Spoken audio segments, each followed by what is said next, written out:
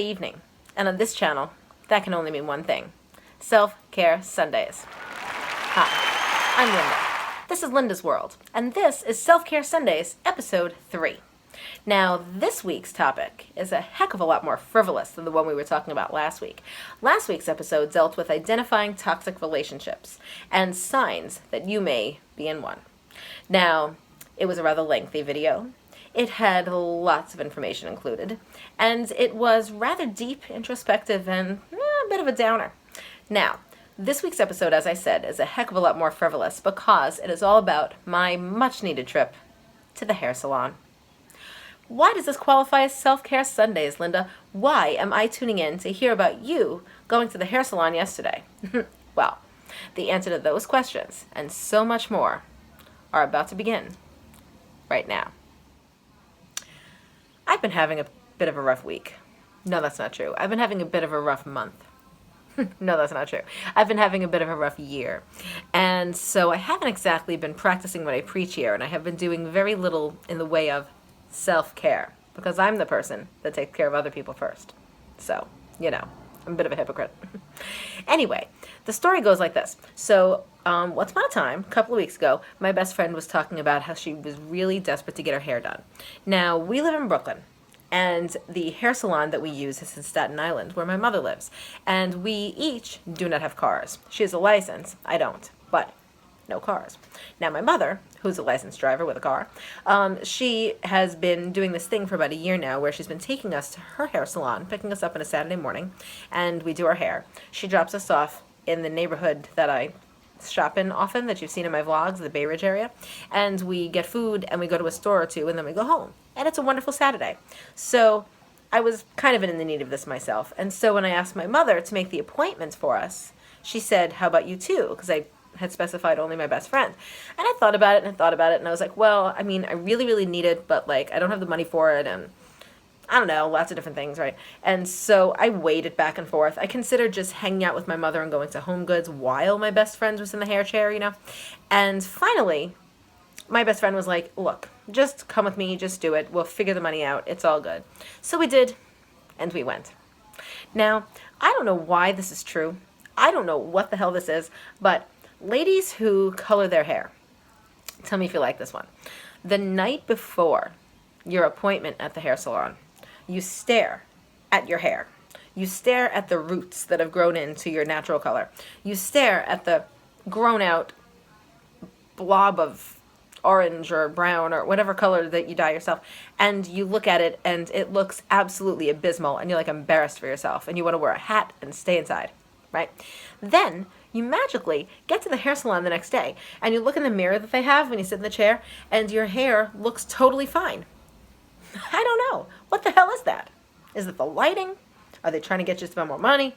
Are they trying to get you to forget about it entirely? I don't know. You'd think they'd have the lighting that I've got in my house because you'd think your hair sucks and you'd spend more trying to fix it. But I digress. So, we went and we got our hair done. Now, I sat in the chair for however many hours that it takes to do the usual. A full head of highlights for me, a person who was born blonde but is no longer blonde naturally. What they do is they take your hair and they paint it and they put it in the little foil stuff and they just sit it on your head and you look like you're gonna you're an antenna, for a while. And they wash it out and blah blah blah, and then they blow you dry and there you are, a transformed woman. And it's awesome, and I love it, and it's a cool thing, and you get the royal treatment when you're there. I was given a cappuccino, and I drank it, and it was great. And the thing is, though, that it's more than just covering your roots. It's more than just trimming the dead ends off your hair if you're getting a haircut, or whatever it is that you do when you go to the salon. It is self-care. Now, a lot of people talk about self-care and say that it has to do with the inside first. And of course, I'm a firm believer that we have to be okay inside, before we project out onto the world who we are, right? But I don't know what this is, and you can call me vain, and you can call me frivolous, and you can call me all kinds of names you want. I've been called it all. Check out my bullying video.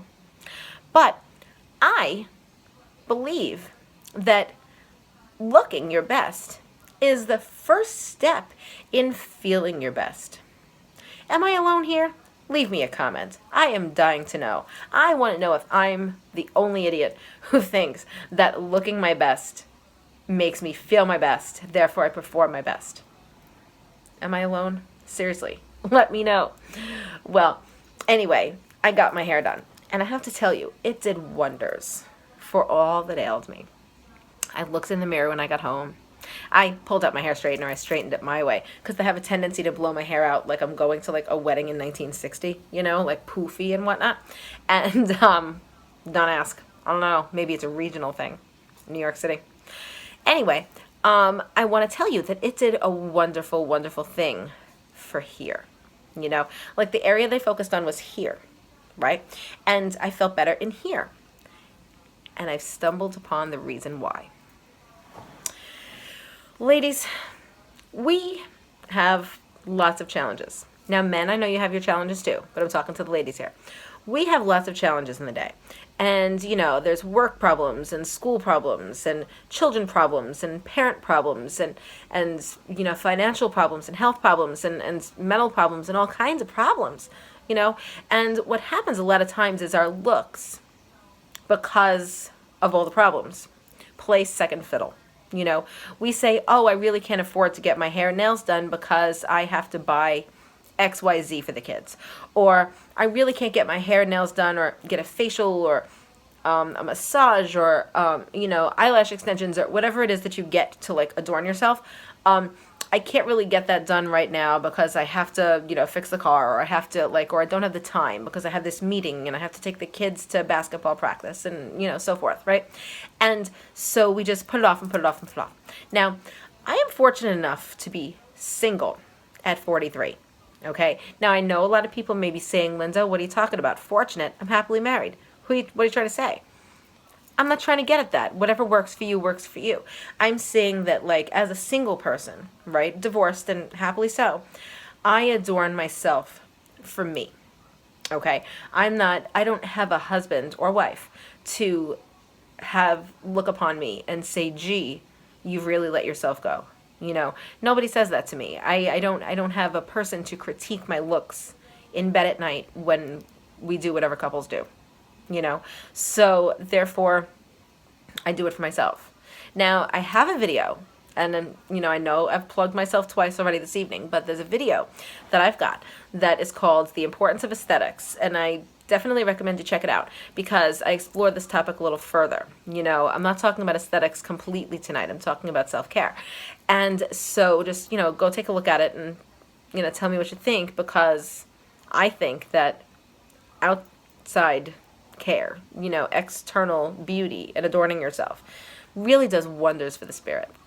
Now, like I said, I don't have a person to critique me. I'm not being told, are you sure you need to eat that second slice of pie because, you know, you're putting on a little extra in the middle. I'm not being told by a husband or wife, oh, why don't you put on makeup anymore? Or, oh, you're wearing that again? Or, you know, I really liked your hair better when it was cut that other way. You know, nobody really says that to me anymore because I don't have that person, you know, and I do this stuff for me. Now, why do I do it for me? And what the heck am I getting at? Well, here it is. When I was a kid, I was told by lots and lots of people that I was good looking. I don't agree. I never have. But over the past couple of years, I've seen what others see. Like, I don't believe that, like, I don't agree with them, but I respect their point and I thank them for that. And I see that others could see it. I just don't happen to agree, right? And so because I was pretty when I was a kid, like, you know, my dad would show like my picture to people that he worked with, like, oh my God, your daughter's so beautiful. And my mother would flash my picture around the office and like, oh my God, your daughter's so beautiful. Is she single? Why is she still single? And, you know, all these things. And like, I was just told constantly about my looks being good, right? That I guess I got this thing in my head that like, if I didn't keep it up, then people would stop saying stuff about me at all. You know, like nobody has ever said, gee, what a big brain you have. Although I do have one. You know, I'm a teacher. I have a master's degree. Like I have intelligence and everything, but people don't say that. Whenever people saw me from like birth to like now, People like, oh, your daughter is so beautiful. Oh, your wife is so pretty. Oh my God, is that your best friend? She's gorgeous. How come she's still single? I think we're going to save that how come you're single stuff for another video. Otherwise, I could talk about that for ages. I have a lot to say about that concept. I'm going to knock it off. Otherwise, digression. Woo!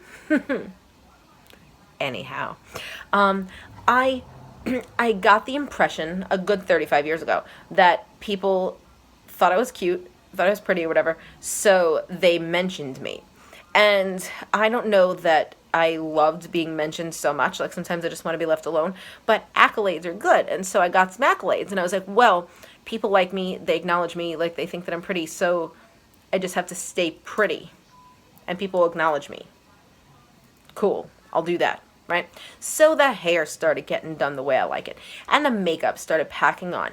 And the clothing choices just, as much as money could buy, I just went with it, and I started accessorizing and putting on crazy ass scarves and like getting like freaking like fake jewelry if I couldn't afford it, real jewelry, and like whatever, and just adorning the fuck out of myself to make myself look as good as humanly possible, right? So that people would continue to say, oh my God, your girlfriend is so pretty, oh my God, your daughter is so pretty, and so forth, right? And then somewhere along the line, for reasons that are chiefly financial and time-wise and tiredness, I stopped. I stopped putting any effort into my appearance. For God's sakes, look at my nails. That's the crud of what used to be the top layer. That's the buffed off crud of what used to be the top layer. Like, I mean, like, I know any male person watching this video is probably like, but ladies, you guys know what this means, right? And so I just quit it. I let my roots be this thick because I didn't have money and time at the same time. I let these guys flip the hell off until they were painful and I couldn't even do my own dishes. I stopped wearing like clothing. Like, you see this Ariana Grande hoodie? Of course you do. It's all I freaking wear. And I just quit it.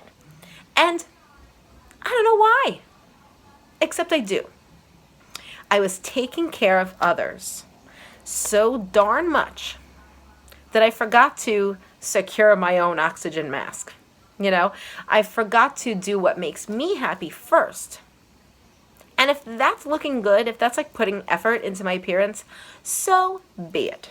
Okay? Because the Linda that you see all done up, right? The Linda with no roots showing, the Linda who's like crazy blonde, the Linda who's got a good winged eyeliner, the Linda who's got the Pandora bracelets on and an awesome new bra in the underneath the cool clothing, the Linda that I used to be, right? That person will serve you with glee. That person will listen to your story. That person will serve you a cup of coffee. That Linda will teach an excellent lesson. I'm a teacher, if you're new. That Linda will take the dog out for a walk, and that Linda's smile is going to be genuine, okay? Because I did what makes me happy first. I secured my own oxygen mask. So, folks, by going to the hair salon yesterday, I took one small step for woman, and one giant leap for humankind, because I made myself happy. The journey took about 5 hours. Not the whole day was hair, though, of course. I went to the salon, and my mother drove us back, and we went shopping, and we ate, and that's the end of it. I didn't buy anything. I have no money. But I had fun at the stores. And when I came back home, I was exhausted. And I was full, because I don't usually eat that heavily anymore.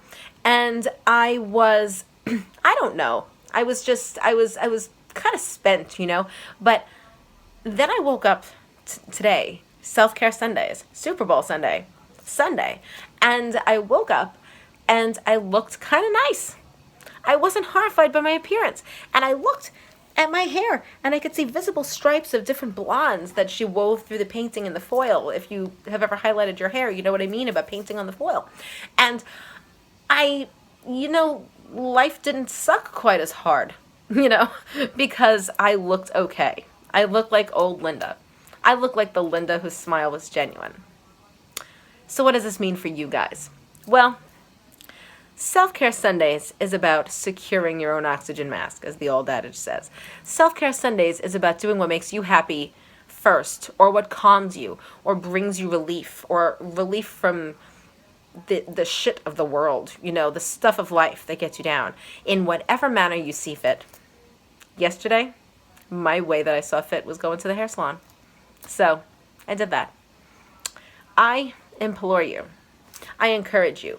I practically demand that you, if you could find a couple of bucks and a little stretch of time in your day, that you go ahead and do what I did. If you're not a person who colors your hair, don't do that. Maybe get a trim. Get a blowout. Get your nails done.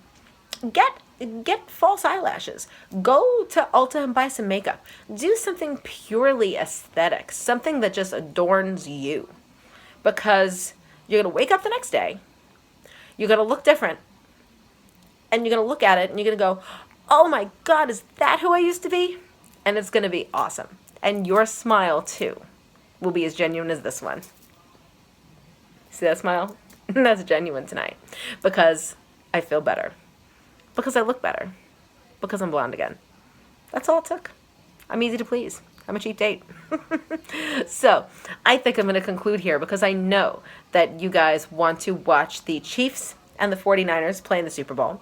And I know that ladies who are not interested in football, and I don't claim that it's always men, I know there's some ladies out there watching football, that we're all waiting for J-Lo and halftime show. So, I'm going to go get this video together for you guys while waiting out the J-Lo concert. And there's my Sunday night, and it's back to work tomorrow. But it's back to work looking like this. And I just say, that is awesome. That is beautiful. That is meaningful to me. And that is self-care. So, you go ahead and do that.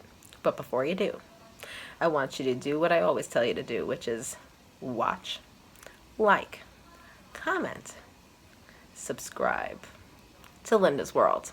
And I'll see you guys on Top 10 Tuesdays. Have an awesome Super Bowl Sunday. Have an awesome Groundhog Day. And have an awesome rest of the week. See you later.